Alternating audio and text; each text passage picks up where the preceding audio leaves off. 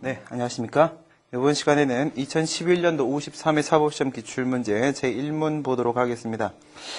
이 문제 안에서는 제3자 소송에 있어서의 원고 적격에 대한 문제도 질문이 되고 있고요.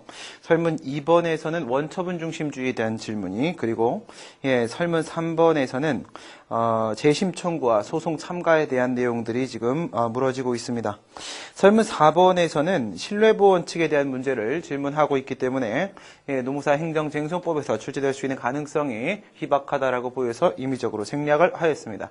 그럼 문제를 먼저 같이 보고 판서를 통해서 같이 확인을 해보도록 하겠습니다. X시장은 현재 관할행정청은 X시장으로 등장을 하고 있고, 개발제한구역의 지정 및 관리가 는 특별조치법 12조 1항 제1호 마목이라고 되어 있는데, 이 12조 1항에 따르게 되면 개발제한구역 내에서, 개발제한구역이 뭘 말하는 거야? 그린벨트 말하는 겁니다. 그린벨트. 그린벨트 내에서는 토지 형질 변경이나 아니면 건축행위, 즉 신축, 증축, 개축 등의 행위들이 제한된다라는 규정이 있습니다. 즉 뭐예요? 법령에 근거해서 원칙적으로 그와 같은 행위들이 제한이 된다는 거죠. 만약에 여기서 개발제한구역 내에서 건축행위를 허용하게 된다면 그것은 원칙적으로 금지되어 있는 것을 예외적으로 허용해 주는 것으로서 강학상 예외적 허가에 해당하게 될 것입니다. 동법 시행령 및 동법 시행규칙의 관련 규정에 의거하여 지금 이제 개발제한구역 법령에 의거해서 이제 다음과 같은 상황이 발생한다라고 하고 있는데요. 지금 이 부분 때문에 어떤 문제가 생기냐면 법규상 경원자 관계가 성립이 될 겁니다. 법규상 경원자 관계. 개발제한구역 내 간선도로, 그린벨트 내 이제 도로가 있겠죠. 도로가 있는데 간선도로는 뭐야? 줄기간자입니다. 줄기간자. 줄기가 되는 도로 중 특정 구간에 고시된 선정 기준에 따라서 사업자 1인을 선정, 사업자 1인 선정 밑줄 그시고 사업자를 한 명만 선정한다는 겁니다. 근데 어디에 근거해서? 관련 규정에 근거해서. 그래서 사업자 1인과 위에 있는 관련 규정을 묶어가지고 화살표를 당기시게 되면 법규상 경원자 관계가 성립이 된다라는 거 알 수 있겠고요. 자동차용 액화석유가스 충전소 건축을 허가하기로 하는, 여기서 액화석유가스라고 하게 되면 지금 이 문제는 무슨 문제예요? 사법시험 문제입니다. 그렇죠? 그런데 행정고시 문제에서 액화석유가스 충전소 문제가 출제가 된 적이 있었어요. LPG 충전사업소라고 해서 등장을 했었습니다.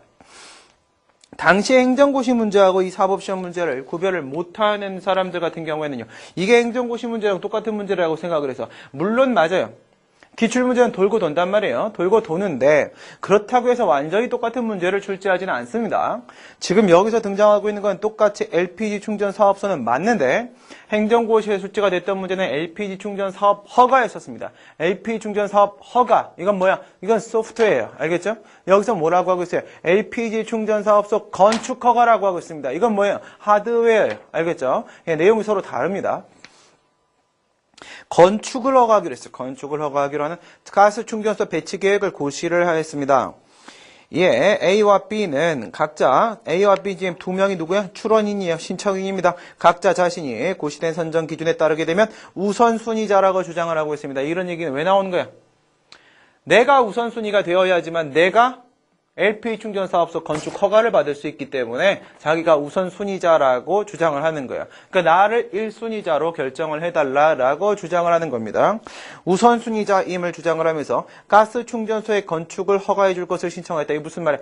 두 개가 연결돼 있다 이거예요. 우선순위 결정을 받은 사람이 가스 충전소 건축 허가를 받을 수 있다. 그래서 내가 우선순위자니까 나한테 건축 허가를 해라 라고 지금 신청을 하고 있어요. 그럼 결국 뭘 신청한 거야?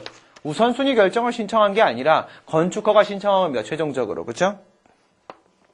이에 X시장은 관할행정청 X시장이 신청 서류를 검토해본 결과 B가 고시된 선정 기준에 따른 우선순위자, 얘가 더 적합한 자다라고 생각을 해서 우선순위자로 인정을 했습니다. 우선순위자 인정했다는 뜻은 뭐야? 1순위자로 결정을 했다 이거예요. 1순위자로 결정을 했고, 그래서 이제 결국 이제 B에 대해서 가스 충전소 건축 허가를 하게 되었습니다.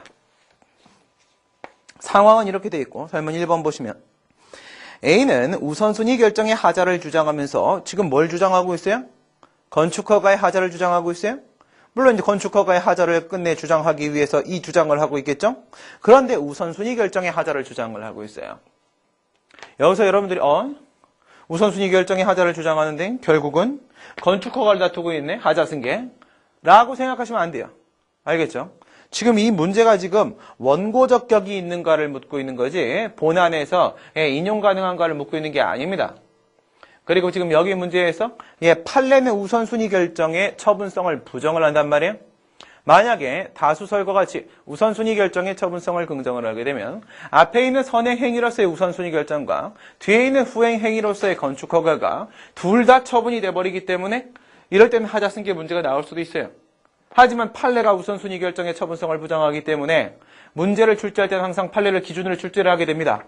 판례와 다른 쪽으로 방향을 잡으려고 할 때는 단서를 준단 말이에요. 뭐라고 주겠어? 우선순위 결정은 처분이라고 본다라는 단서를 줄 겁니다. 그런 단서를 주지 않았어요. 그럼 판례에 따라서 우선순위 결정은 처분이 아니에요. 알겠죠? 판례가 기준이야. 그러니까 우선순위 결정은 처분이 아니에요. 또 이게 만약에 우선순위 결정의 처분성을 긍정하고 하자승계를 물을 거라고 한다면은 여기서 인용 가능한가를 물었었을 겁니다. 소송 요건을 묻지 않았을 것이라는 거죠. 건축허가 결정을 다투려고 합니다. 결국 뭐에 소의 대상이 되고 있는 처분은 건축허가 처분입니다. 누구에 대한 건축허가 처분이에요? B에 대한 건축허가 처분입니다. 원고는 누군데요? A입니다. 이 경우 A는 행정소송법상의 원고적격이 인정되는 것인가? 그러면 얘가 제기한 소송은 무슨 소송이에요? 행정소송이에요. 행정소송의 종류에는 항고, 당사자, 민중, 기관이 있어요. 그 중에서 지금 여기서 건축허가 처분을 다투려고 하죠. 건축허가 결정은 처분이에요. 위에서 제가 예외적 허가라고 했죠. 예외적 허가 처분 아닙니까? 그럼 처분을 대상으로 하는 소송이니까 이건 항고소송을 제기했다라고 생각할 수 있겠죠. 그럼 다시 정리하여 항고소송의 종류에는 뭐가 있어요? 행정소송법 4조에 따르게 되면 취소송과 무효등 확인소송과 부작위 합하는 있어요. 자기의 문제라고 한다면 취소송과 무효등 확인소송에 대한 문제로 처리하시면 돼요. 부작위의 문제라고 한다면 부작위 묘파기소송에 대한 문제로 처리하시면 돼요. 지금은 자기예요, 부작위예요? 자기예요. 그렇다면 취소송과 무효등 확인소송 논의하시면 돼요? 맞아요. 둘 다 논의하셔야 됩니다. 무효등 확인소송도 같이 논의하셔야 된다. 이때 원고적격이 인정되는가? 지금 여기서 원고가 누구예요? 처분상 제3자란 말이에요. 처분의 상대방이 누군데? B잖아요. 그렇죠? 처분상 제3자인 A가 소송을 제기하고 있기 때문에 제3자 소송에 대한 문제고 사익보호성이 인정되느냐 안 되느냐 이게 핵심적으로 논의가 될 것입니다. 설문 2번 보시게 되면 만약 A가 X시장의 B에 대한 건축허가 처분 취소 심판을 제기하여 인용 재결이 나온 경우에 있어서 행정소송을 제기하기 전에 심판을 먼저 청구했단 말이에요. 그렇죠? 예, 이런 상황에서 인용 재결 나왔어요. 여러분들 인용 재결이면 일부 인용 재결이에요? 아니에요. 인용 재결이면 전부 인용 재결이에요. 알겠죠?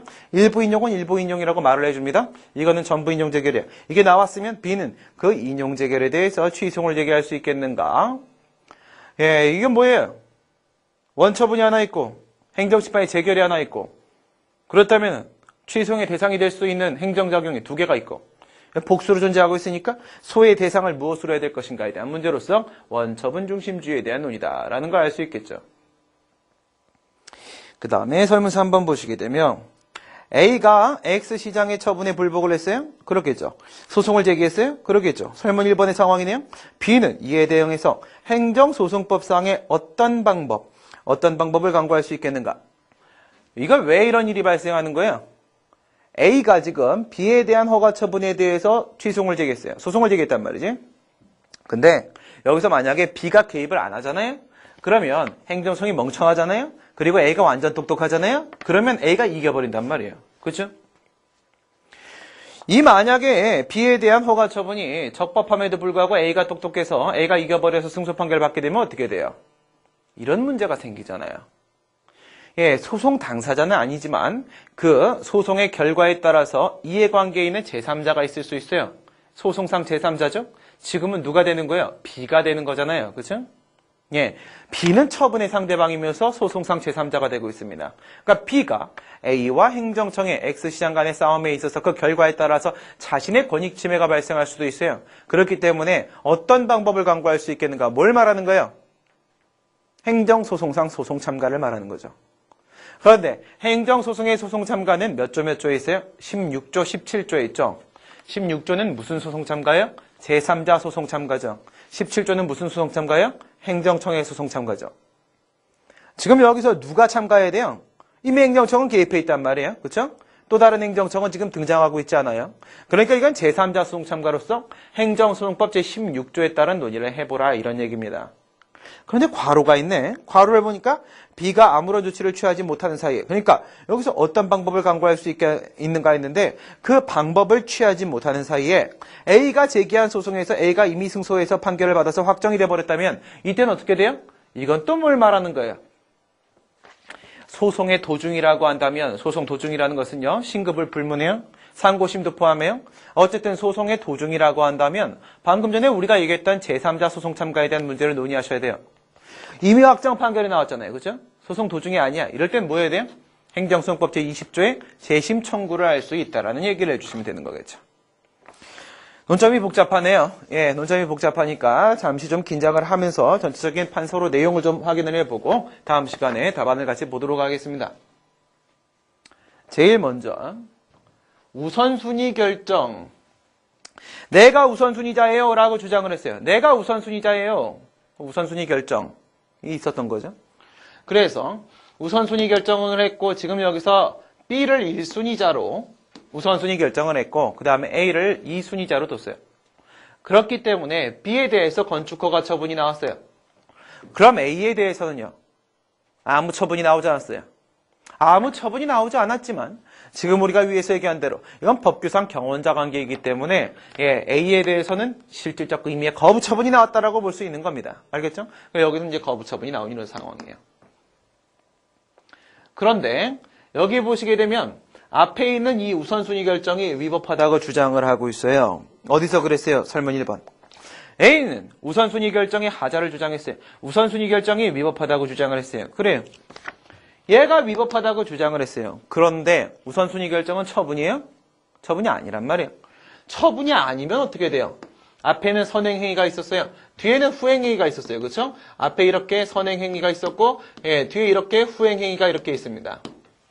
만약에 앞에 있는 선행행위가 선행처분이라고 한다면 하자 승계의 요건을 충족하지 않는 이상 선행처분의 하자가 후행처분으로 승계되진 않아요.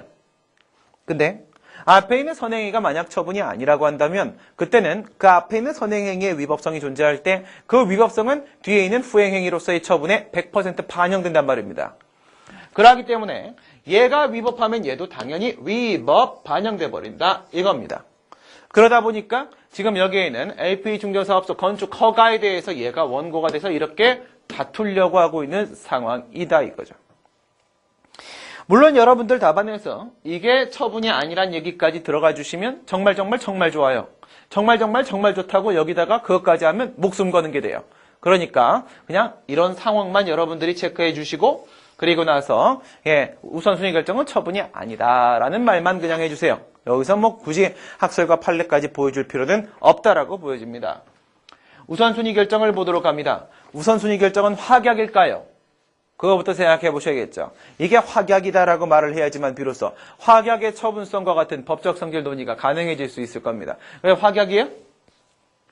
우선순위 결정을 받게 되면 건축허가를 해준다고 했잖아요.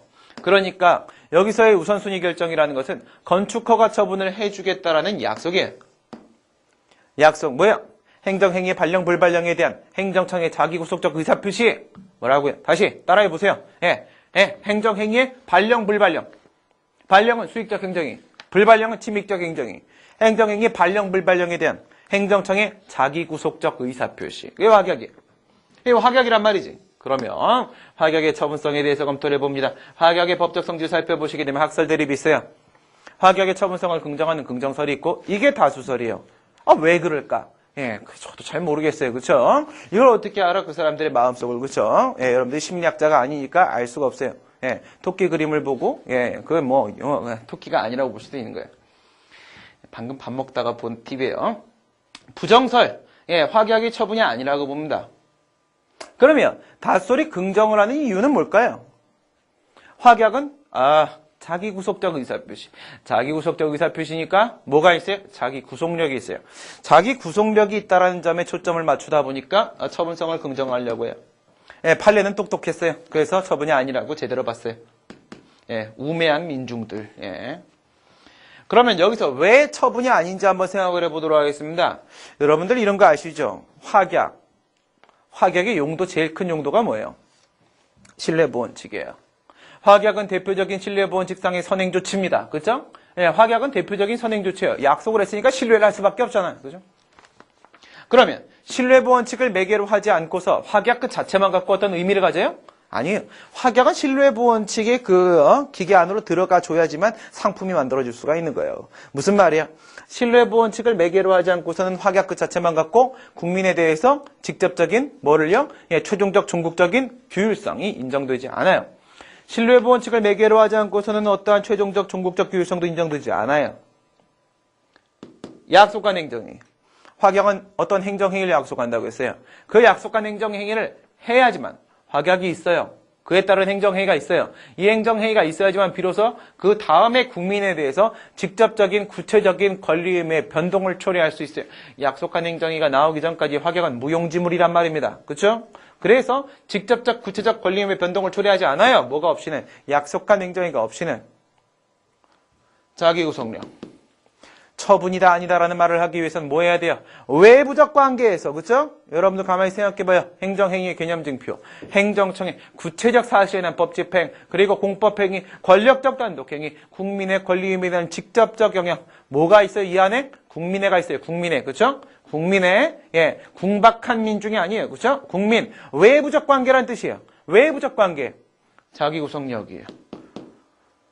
이 구속력이 국민을 향해서 밖을 향하는 것이 아니라 자기를 향하고 있는 것이기 때문에 예, 이 구속력은 처분성을 인정시키는 근거가 돼줄 수 없어요. 바깥을 향해야 된단 말이에요. 사정변경. 이게 만약 확약이 처분이라고 한다면 말이에요. 어떤 사정변경이 발생했을 때 그 확약의 구속력을 그게 최선목의 자기 구속력이라고 할지라도 그것을 만약에 소멸시키려면 뭐가 필요해요? 이게 처분이라면 별도의 철회 처분이 있어야 돼요.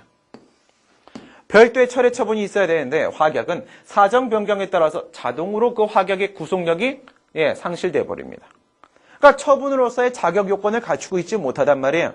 그래서 확약은 처분이 아니야. 처분이 아니니까 얘가 만약 진짜 하자가 있으면 그 하자는 얘한테 반영될 수밖에 없어서 얘한테 이렇게 소송을 제기할 수 있었던 것이었다.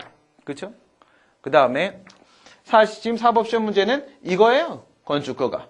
그 다음에 당시의 행정고시 문제는 LPG 충전 사업 허가란 말입니다. 그럼 당시 행정고시 문제 생각해 보세요. LPG 충전 사업 허가는 여러분들 잘 알고 계신 대로 법적 성질이 뭐예요? 상대방한테 너한테만 해주는 거야. 너만 가져. 너만 LPG 충전 사업해. 라고 어떤 권리를 설정해주는 가학상 특허예요. 가학상 특허단 말이죠. 물론 특허도 그 처분성 긍정되고 또한 특허는 당의 행위의 성질을 가지고 봤을 때 허가는 원칙적으로 기속행위예요. 특허는 원칙적으로 재량행위예요. 당의 행위의 성질이 특허라고 한다면 당의 행위의 성질을 근거로 재량으로 볼 수도 있어요. 물론 얘도 처분이고 얘도 재량이에요. 위에 있는 이거 건축허가, 이 건축허가도 얘도 처분이고 얘도 재량이에요.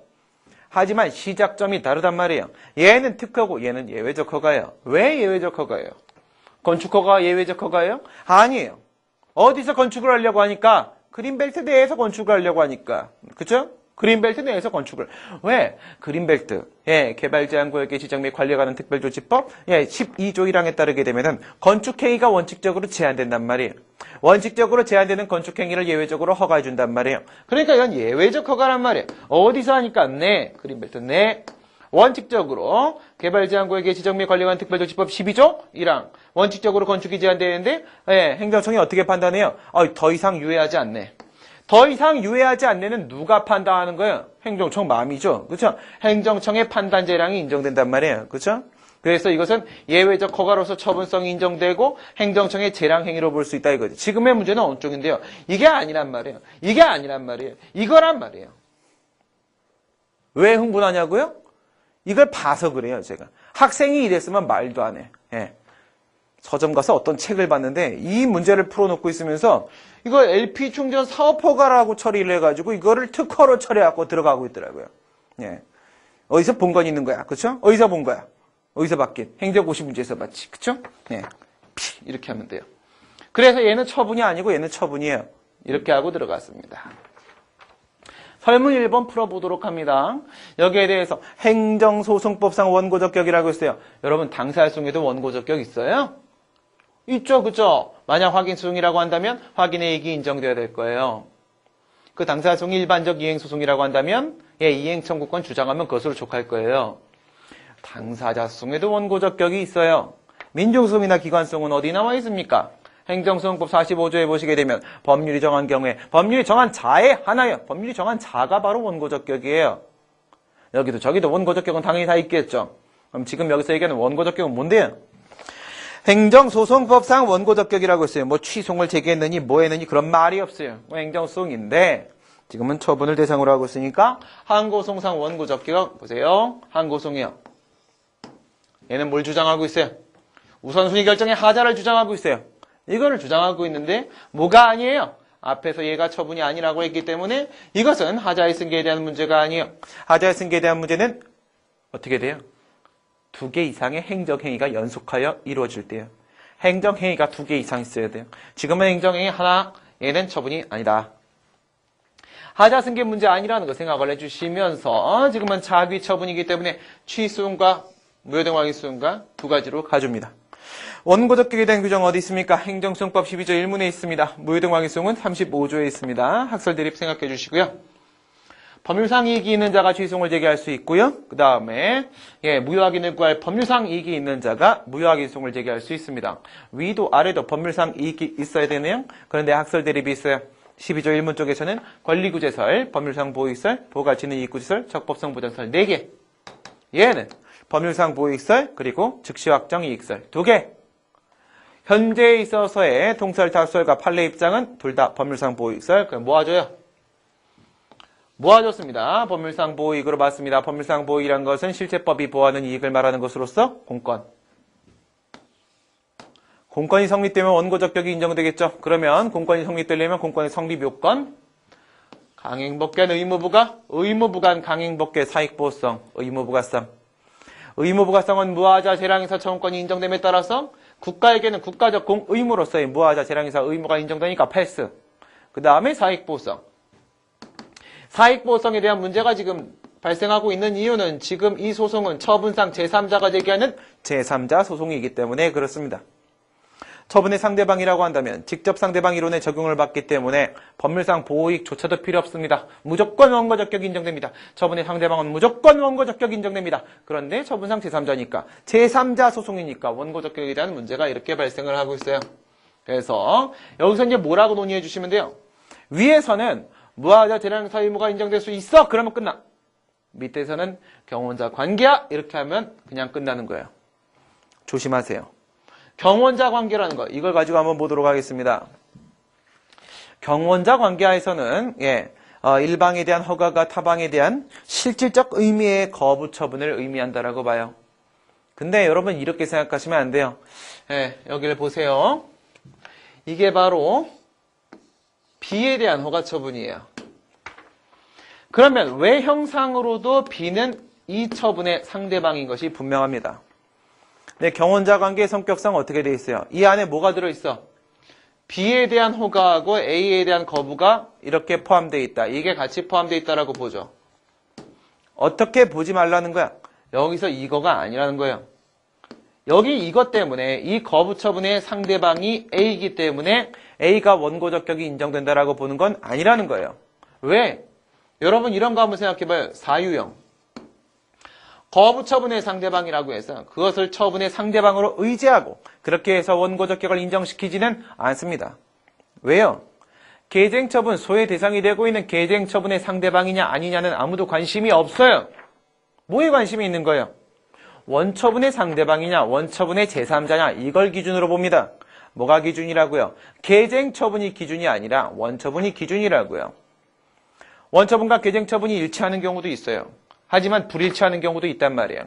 만약 여기서 거부처분이라고 한다면 원처분은 뭐가 되겠습니까? 수익적 처분이 되겠죠. 신청했던 그 수익적 행정위가 원처분이에요. 거부처분은 계쟁처분이고요. 서로 다르잖아요. 근데 사유형이라고 한다면 말이에요. 사유형이라고 한다면 어떤 경우 여러분이 생각하시면 제일 편해요? 인민소송 생각해보세요. 인민소송. 여기 폐유를 흘러내리면 폐수를 흘러내려버리는 연탄공장, 공장장이 있다고 생각해보세요. 연탄공장, 공장장이 있고 그 다음에 인근주민 갑이 있어요. 인근주민 갑이 소송을 제기하는데 사유형이에요. 어떤 상황입니까? 이런 상황은 인근주민 갑이 관할행정청한테 그렇게 신청을 하는 거예요. 나한테 수익적인데 쟤한테 침익적인 처분 좀 해달라고. 연탄공장 가동중지 처분 좀 해주세요. 이렇게 신청을 한단 말이에요. 연탄공장 가동중지 처분 좀 해주세요 하게 되면 연탄공장 가동중지 처분이 원처분이야. 원처분의 상대방은 누구예요? 연탄공장 공장장이에요. 그럼 인근주민 갑은 뭐가 돼요? 처분상 제3자가 되죠. 원처분 기준으로 했을 때. 만약 관할행정청이 싫어. 이렇게 하면 어떡할 거예요? 싫어? 거부처분 해버리게 되면 거부처분의 상대방은 분명히 인근주민 갑이에요. 그러면 인근주민 갑은 처분의 상대방이니까 원고적격이 무조건 인정돼요? 그렇게 되는 게 아니란 말이에요. 원처분이 기준이기 때문에 연탄공장 공장장이 상대방이고 그 다음에 인근주민 갑은 제3자여서 거부처분의 상대방인지 여부와는 관계없이 여기도 당연히 원고적격 논의가 나온단 말입니다. 그래서 여기도 잘 보세요. 경원자 관계 정말 문제 풀긴 쉬운데 이해할 때 좀 애매한 부분이 이런 게 있는 거예요.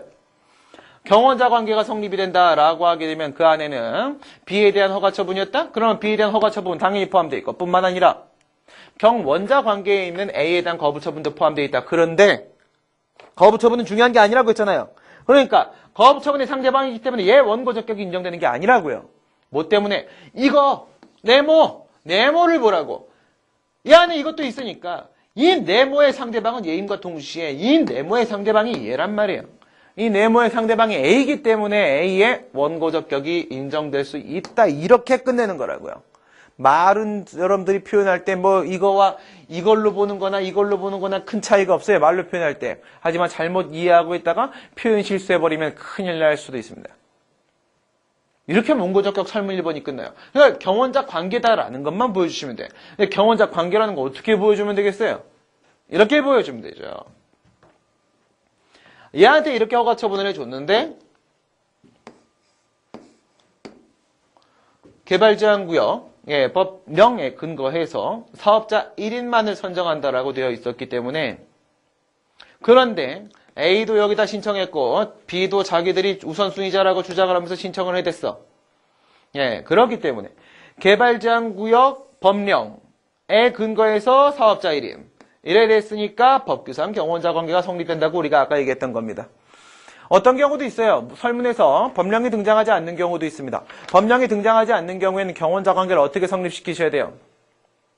관할행정청이 사업자 한 명만 결정하기로 하였다. 이런 표현이 나올 거예요. 관할행정청이 한 명만 선정하기로 했다. 이렇게 되면 법령에 근거한 게 아니기 때문에 논리상 경원자 관계다 이렇게 얘기할 수 있어요. 어쨌든 경원자 관계만 성립시키시면 되겠습니다. 설문 2번 들어가도록 합니다. 설문 2번. X 시장이 B한테 뭐 했어요? LP 충전 사업하고 건축허가라는 허가 처분을 해줬습니다. B는 기분이 좋았어요? 안 좋았어요? 좋았어요. 집에 가서 칭찬받았어요? 잘했다. A는 침익적이에요. 이럴 수가. A는 어떻게 됐어요? 집에 가서 밥도 안 해줘. 안 되겠다. 밥을 먹으려면 다퉈야겠다. 그런데 행정심판은 60일 만에 끝나니까 심판 청구 한번 해볼까? 이겼어요. 취소 심판을 청구합니다. 여기에는 이 허가 처분은 제3자 요행정행위입니다. 상대방에게는 수익적이고 그리고 제3자에게는 침익적인 효과를 발생시키는 제3자 요행정행위니까 침익적 효과를 경험한 A, 처분상 제3자가 취소 심판을 청구하게 됩니다. 물론 여기도 이런 게 있겠죠. 취소 심판 청구. 이것도 제3자 심판 청구 아니겠습니까? 그죠? 왜요? A가 여기서 행정심판 청구하고 있고 여기서는 A가 여기다 행정소송을 제기하고 있어요. 이게 제3자 소송이라고 한다면 얘가 처분상 제3자이기 때문이니까 이것도 제3자 심판 청구겠죠. 얘가 처분상 제3자라는 게 바뀌는 건 아니니까. 그렇죠? 물론 이게 제3자 심판 청구니까 이런 식으로 들어가게 되면 행정심판법 13조 1항에 근거해서 원고적격이 인정되는가? 거기에도 법률상 보호익이 필요해요. 거기도 법률상 보호익이 필요하니까 여기서 얘기했던 경원자 관계 이거 여기도 사실은 필요한 내용입니다. 여기도 필요한 내용이에요. 근데 설문에서 뭐라고 했어요? 취소 심판을 청구했는데 취소 심판은 적법한가? 이렇게 묻지 않았어요. 이미 인용재결은 나왔다. 이렇게 했으니까 여기서 얘가 경원자 관계이기 때문에 취소 심판을 청구할 수 있는 청구 인정격이 인정될 수 있었다. 이런 말은 필요 없어. 그러니까 패스. 어쨌든 뭐랍니까? 여기서 행정심판의 재결이 나왔대요. 근데 인용재결이래요. 인용재결은 요 밑에 예로 등장하게 될 거예요. 어쨌든 재결이 나왔어요. 재결이 나왔으면 뭐 있어요? 원처분이 있었어요. 그 다음에 재결이 있었어요. 근데 지금 여기서 B는 인용 재결에 대해 취소를 제기하려고 하고 있다라고 했습니다. 행정심판에 재결이 하나가 있고 원처분이 하나가 있고 그러면 누가 원고가 되는지 신경 쓰지 마세요. A가 원고인지 B가 원고인지 막 그딴 거 신경 쓰지 마. 뭐만 봐? 대상적격만 봐. 대상적격을 보게 되면 행정수석법 19조 본문에서 뭐라고 하고 있느냐? 취소의 대상은 바로 처분 등이라고 했어요. 얘는 뭐예요? 처분이에요. 얘는 뭐예요? 등이에요. 그럼 둘 다 취소의 대상이 될 수 있어요. 원칙적으로. 그렇죠? 예, 둘 다 대상이 될 수 있습니다. 행정소송의 대상이 복수로 존재하고 있더라. 행정소송의 대상이 복수로 존재하고 있는 경우라고 한다면은 이때 소의 대상 선정과 관련돼서 예, 이런 문제가 생겨요. 원처분 중심주의, 재결주의. 원처분 중심주의는 원처분과 행정심판의 재결과 모두가 모두 다 행정소송의 대상이 될 수 있다라고 보는 것입니다. 둘 다 될 수 있는데 어떤 경우라고 해요? 원처분의 하자는 원처분에 대한 행정소송을 제기해야 될 것이며 재결 고유한 위법은 재결 자체의 고유한 위법만 재결에 대한 행정소송을 제기할 수 있다. 그에 비해서 재결주의는 뭐라고 합니까? 재결주의는 원처분은 절대로 안 돼. 무조건 재결이야. 예, 이건 중심이고 이건 대놓고 주의잖아요. 그렇죠? 재결에 대해서만 행정소송을 제기할 수 있다. 대신 원처분의 하자도 재결의 하자도 상관없어. 다 나한테 가지고 와. 재결에 대해서만 놔둬. 이렇게 하는 게 재결주의예요. 재결주의는 어디에 근거를 두고 있어요? 개별법. 현재 등장하고 있는 개별법은 뭐가 있어요? 개발제한구역의 지정 및 관리관 특별조치법. 여기에 재결주의 규정이 지금 보여요? 안 보여요. 그럼 뭘로 들어가야 돼요? 행정소송에 대한 일반법. 일반법이 뭐예요? 행정소송법. 행정소송법 19조 단서에 보니까 원처분 중심주의 규정을 두고 있어요. 그러면 원처분 중심주의로 가야 돼요. 자, 그냥 내려갑니다. 따라오세요. 쭉 해서 내려왔어요. 원처분 중심주의에 따라 되니까 원처분의 위법성은 뭐 한다고요? 원처분에 대한 취소를 제기해야 돼요. 재결 자체의 고유한 위법성은 어떻게 된다고요? 재결에 대한 취소를 제기할 수가 있어요. 이게 원칙이야. 이게 예외야. 지금 우리가 궁금한 건 뭡니까? B가 지금 재결에 대해서 취소를 제기할 수 있겠는가? 이걸 묻고 있어요. 그죠? 그러면 이 부분을 봐야겠죠? 재결에 대한 취소를 제기할 수 있겠는가? 이걸 물었으니까 재결 자체의 고유한 위법성이 있는가를 보셔야 됩니다. 그럼 재결 자체의 고유한 위법성은 어떨 때 인정될 수 있어요? 재결이 위법해야지 우선. 우선 재결이 위법해야 돼요. 그리고 뭐가 있어야 돼요? 재결의 고유한 영역이 있어야 돼요. 물론 고유한 영역이 있다고 해서 재결이 위법하고 재결의 고유한 영역이 있다고 해서 무조건 재결 자체의 고유한 위법성이 인정되는 것은 아니에요. 어떤 경우도 있을 수 있을까요? 이래 볼까요? 고유한 영역이 여기 있어요. 재결 자체의 고유한 영역이 없는 경우하고 재결 자체의 고유한 영역이 있는 경우 나눠보도록 하겠습니다. 그림이 이쁘죠? 그쵸? 예, 신경 써서 그렸어요. 네.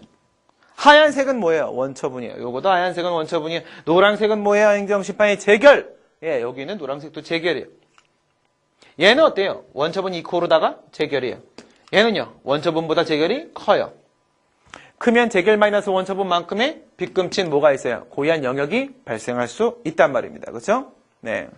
고유한 영역이 발생할 수 있어요. 여러분들 제가 보고 싶으실까봐 제가 일로 들어왔어요. 예. 다시 나갈까요? 네, 알았어요. 예, 나왔습니다. 여기 딱 보시게 되면 고유한 영역이 없어. 고유한 영역이 없으면 고유한 위법도 존재할 수 없는 거예요. 그렇죠? 그런데 여기 보시게 되면 고유한 영역은 있어. 고유한 위법이 있을 수 없을 때도 있어. 어디요? 여기서 위법성이 발생했을 때. 고유한 영역은 있지만 고유한 영역 내에서 위법성이 발생하는 게 아니기 때문에 그렇습니다. 아시겠어요? 네. 여러분 뭐 이게 잘 안 와닿으세요? 그러면 와닿게 해드릴까요? 네, 와닿게 해드릴게요. 어디다가 와닿게 해드리지? 여기다가 와닿게 해드릴게요.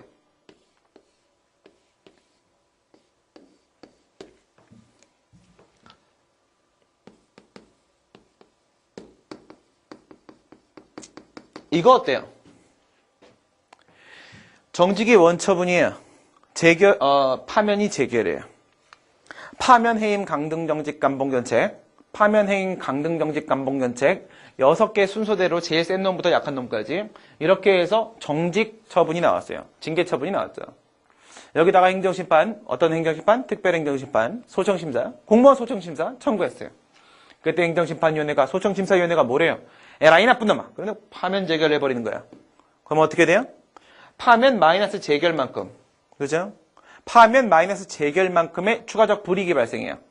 그러면 여기 부분에는 뭐가 있어요? 재결자체의 고유한 영역이 발생하잖아요. 그죠? 그러면 여기 부분에만 위법성이 있고 만약에 정직 자체는 완전히 적법하다 라고 하게 되면 그 위법성은 어디서 발생하는 거예요? 재결자체의 고유한 영역 내에서 발생하는 거예요. 그렇죠? 그런데 파면까지 올린 것도 문제고 정직도 하면 안 되는 거예요. 정직 처분 자체도 위법해요. 이런 경우에는 뭐예요? 여기서 발생한 위법도 따로 있고 여기서 발생한 위법도 따로 있고 둘 다 따로 있단 말이야.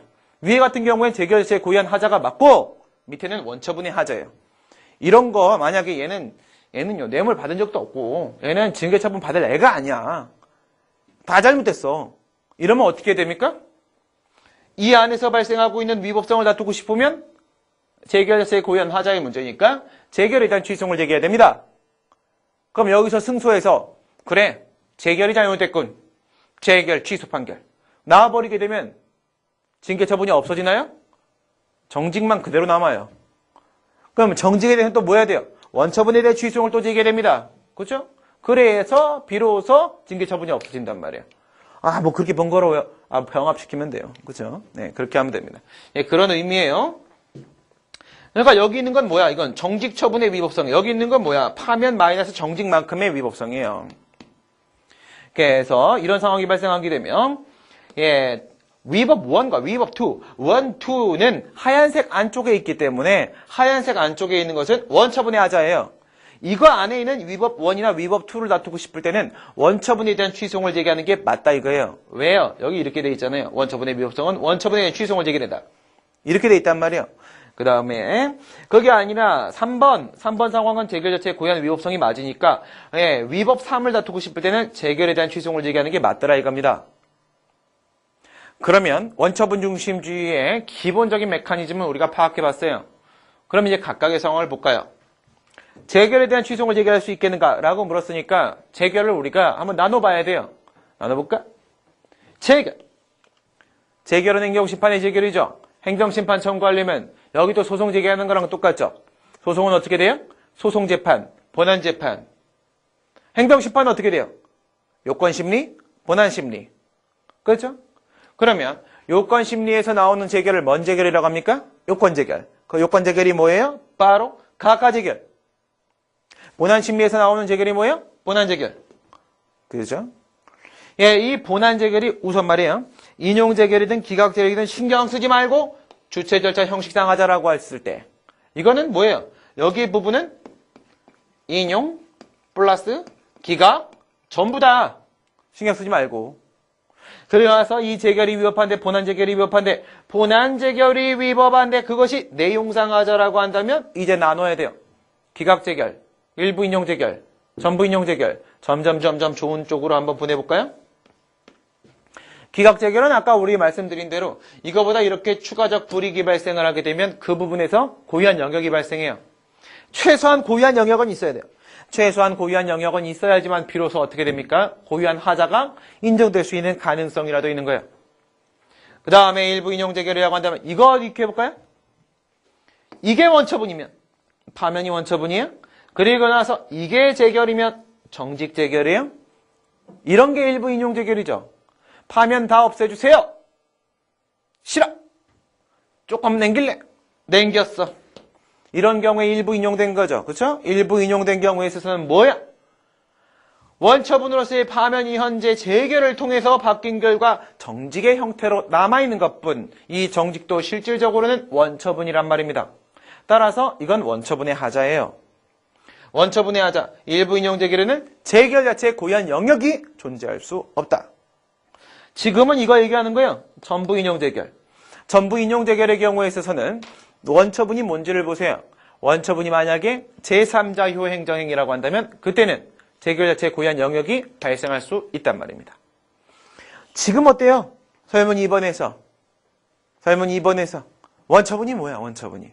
원처분이 바로 B에 대한 건축허가 처분이었었고 우리 설문 1번에서 제3자 소송에서의 원고 적격을 논의한 이유도 지금의 이 건축허가 처분이 바로 제3자요 행정행위이기 때문에 그랬던 거였잖아요. 제3자 행정행위가 맞단 말이에요.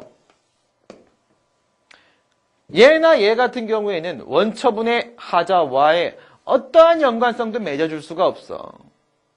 고유한 영역이 동그라미예요? 고유한 영역이 동그라미예요. 기각재결은 추가적 불이익이 있을 때만 고유한 영역이 있어요. 인용재결은 고유한 영역이 X예요. 얘는 제3자의 행정행위일 때 고유한 영역이 동그라미예요. 지금은 제3자의 행정이니까 고유한 영역이 동그라미 이렇게 하는 거예요. 그렇죠? 그 다음에 마지막 설문 3번 봅니다. 제3자유 행정행위 갖고 오늘 초토화시키네. 그렇죠? 제3자유 행정이기 때문에 여기서 원고 적격했어요. 제3자유 행정이기 때문에 원처분 중심주의에서 이렇게 들어왔어요. 요번엔 제3자유 행정에 그 다음 논이 또 들어가요. 제3자유 행정에서 처분상 제3자를 보호하기 위해서 논의하는 게 바로 뭐예요? 아니 우리 아까 했던 거잖아요. 그렇죠? 처분의 상대방은 수익적인데 처분상 제3자는 침익적이야. 근데 만약에 이 처분이 위법 이러면 어쩔 거냐 이거야. 얘가 억울하잖아. 그렇죠? 처분상 제3자를 보호하기 위해서 얘한테 원고 적격을 인정하고 위법한 처분의 상대방도 아닌데도 불구하고 다툴 수 있도록 허용해 주는 거 원고 적격. 원고 적격을 인정했어요. 공권의 확대화 경향 인정해서 넣어줬어요. 본안에. 그래가지고 그 처분 위법해요. 막 이렇게 주장했어요. 예? 그래 이겼어요. 이겼는데 이게 없으면 어떡할 거예요? 이게 없으면 이렇게 되겠죠? 누구랑 싸웠어 지금? 누구랑 싸웠어? 얘가 원고고 얘가 피고잖아요. 이렇게 싸웠죠? 이렇게 싸웠어. 치고받고 싸웠어. 누가 이겼어? A가 이겼어. A가 이겼어. 죽었어. 얘가 죽었으니까 어떻게 돼? 얘랑 얘 사이에는 LP 충전사업소 건축허가 없어. 그런데 얘한테는 있어. 근데 어떻게 돼 있어요? 사업자 1인이야. 1인이 있는 거야. 얘가 이겼는데 얘는 허가 못 받아요. 그러면 어떻게 돼요? 실질적 권리구제가 안 된단 말이야. 이겼는데도 불구하고. 그러니까 또 처분상 제3자 A를 보호하기 위해서 대세효를 인정해요. 이건 어디 있는 겁니까? 행정소송법 12조 1문과 35조에 이건 어디에 있는 겁니까? 행정소송법 29조 1항에 있는 겁니다. 그죠? 여기까지는 처분상 제3자를 보호하는 거예요. 그런데 그 뒤에 처분상 제3자는 누구야? 얘만 죽자고 보호하고 나면 얘가 억울한 상황이 발생할 수 있어요? 얘가 억울한 상황이 발생할 수 있어요. 얘가 왜 억울한 상황이 발생할 수 있어? 처음에 말씀드린 대로 얘가 멍청해. 멍청해. 저처럼 충청도에서 온 사람이에요. 정말 멍청하죠. 여러분 충청도 한번 가보세요. 정말 똑똑해요. 특히 여기 사람들이 정말 똑똑해요. 여기 사람들이. 이상한 산에 사는 사람들이죠. 그죠? 그러니까 얘가 멍청해갖고 얘가 피해볼 수도 있는 거예요. 뭐 때문에? 이것 때문에. 대세효가 인정되니까. 소송은 원피고 소송 당사자가 얘랑 말이에요. 얘랑 싸웠는데 그 소송의 결과에 따라서 뭐 때문에? 이것 때문에. 소송의 결과에 따라서 소송상 제3자의 권익 침해가 발생할 수도 있단 말입니다. 물론 여기서 이 권익 침해라는 게 단순한 이익 침해여서는 안 돼요. 뭐 해야 됩니까? 법률상 보호이익에 침해해야 됩니다. 그렇죠? 법률상 보호이익에 침해해야 돼. 그러면 뭐가 돼요? 이 소송상 제3자. 처분의 상대방이죠, 얘가. 소송 참가를 인정할 수 있단 말입니다. 소송 참가를. 그렇죠? 네. 이때 소송 참가는 무슨 소송 참가자의 지위를 갖습니까? 공동소송적 보조 참가자의 지위를 가져요. 공동소송인에 준하는 지위를 가지고 보조 참가인의 지위를 동시에 가지고 둘 다 갖는단 말입니다. 단순한 보조 참가가 아니에요. 공동소송인에 준한 지위를 가져. 그럼 뭘 할 수 있다는 거예요? 얘가 만약에 얘네 둘이 싸우는데 얘가 소송 참가라면 얘네 둘 싸우는 이 소송에서 누구 편에 붙을까요? 누구 편에 붙는 게 좋아? 여기 붙는 게 좋잖아. 여기 붙는 게. 그렇죠? 얘 옆에 붙는 게 좋아요. 그렇죠? 얘 옆에 붙었다고 했을 때 얘는 누가 돼? 소송 참가인. 얘는 누가 돼? 피참가인이 돼요. 피참가인. 그렇죠? 참가인, 피참가인 이렇게 되는데 얘가 피참가인과 어긋나는 행위, 다른 행위를 할 수 있어요. 다른 행위를 할 수 있다는 게 뭐예요?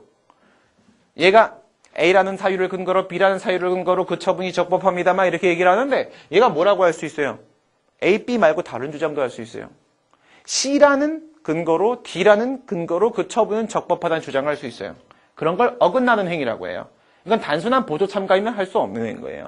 공동소송자 보조 참가인만 할 수 있는 거예요. 그렇죠? 그렇다고 어긋나는 행위를 할 수 있다라고 해서 어긋난다고 해도 가는 길이 어긋난다는 거지 목적지는 똑같아요. 처분 적법하다고. 분리 가능한 행위는 못합니다.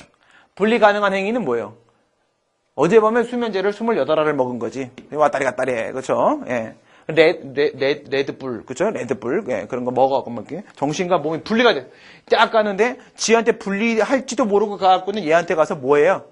소송 참가해갖고, 처분은 위법합니다! 막 이렇게 주장을 하는 거야. 예. 미친 짓이죠. 그죠? 예, 근데 그런 소송행위는, 예, 허용하지 않아요.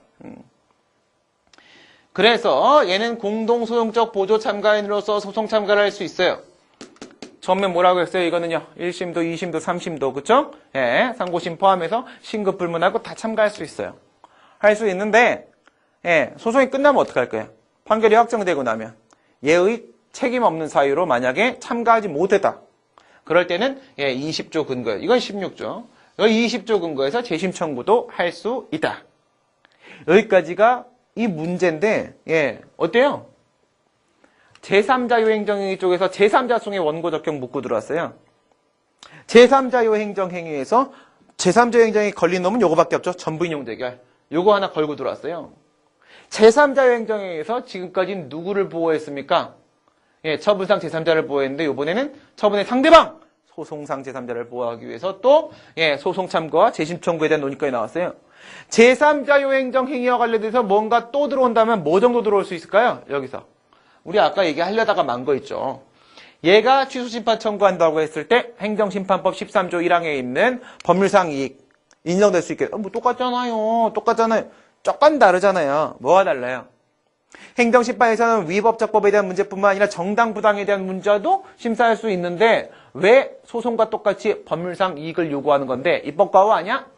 이런 문제도 있잖아요. 심판 쪽에는. 그쵸? 예. 그래서 그 정도 논의가 좀 더 추가되는 것까지 들어가면 제3자 효행정행위와 관련된 세트 메뉴네요. 그렇죠? 예.